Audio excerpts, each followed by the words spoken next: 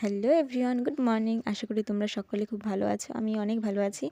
তো সকালে ঘুম থেকে উঠেই আমি ফ্রেশ হয়ে দেখো চা বানাতে চলে গেছি। চাটা বানানো হয়ে গেলে পরে আমি নিজের জন্য চাটা ঢেলে নিয়েছিলাম।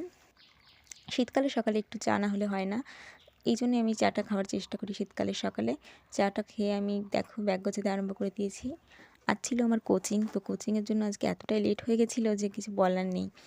তাড়াতাড়ি করে ব্যাগ গুছিয়ে নিচ্ছিলাম ওই জন্য।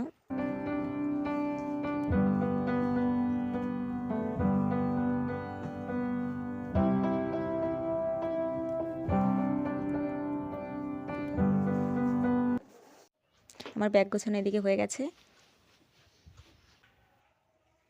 তো আমি এবার রেডি হয়ে নিয়েছি, এখন আমি যাব কোচিংয়ে গিয়ে দেখি কেউ আসেনি, আমি একাই এসেছি। তো আমি চাবিটা নিয়ে এসে ঘরটা খুলে গিয়ে বসলাম ভিতরে, একাই বসেছিলাম। দেখো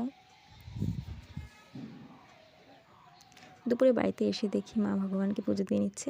আজ ছিল ভূমি একাদশী, তাই মা ভগবানকে চিড়ের ভোগ দিয়েছিল। দেখো সেটাই আমি ক্যাপচার করে রাখার চেষ্টা করেছিলাম।